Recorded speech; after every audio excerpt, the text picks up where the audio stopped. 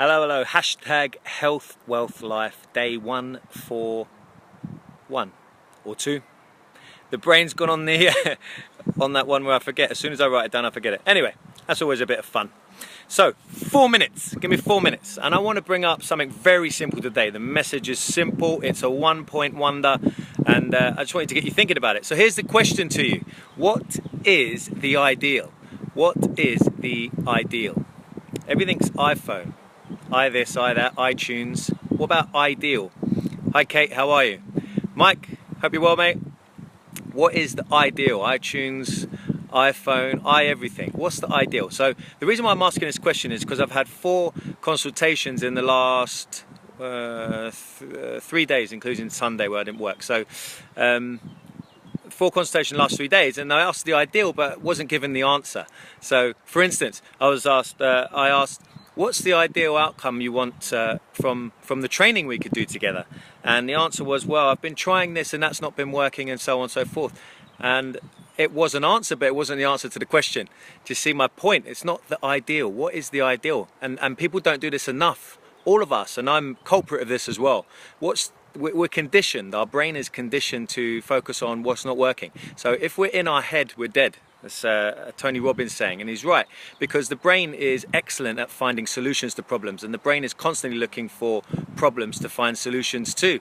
But that's not where our focus should be. When we can shift our mindset from that and come from, we could go and say, come from the heart, but that might be a bit too airy-fairy for some people. But we need to get out the head either way. We need to come from, maybe let's say, an energetic point of view. So point being, we should be able to say, what is the ideal of your outcome? Yeah, so if it's training, what's the ideal? We need to set an outcome. Most people don't have specific goals. Most people never achieve their goals because they don't have specific ones set. They only have like rambling ideas and dreams in their mind. You actually need to write it down.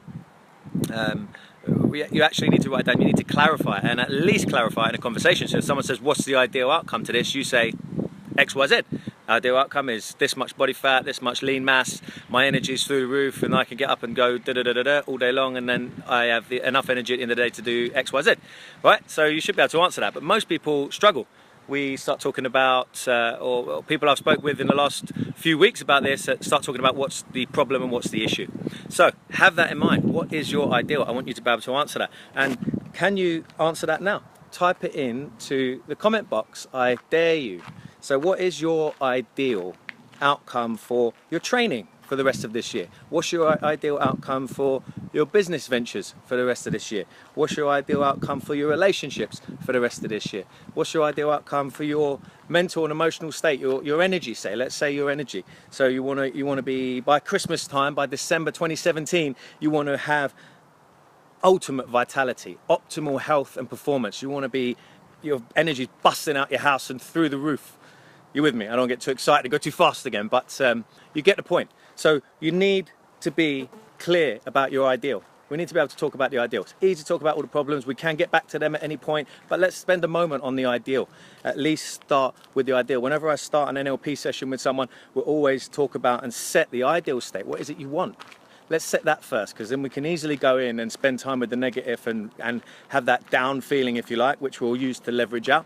But we need to focus on what's the ideal first and get clarity around that.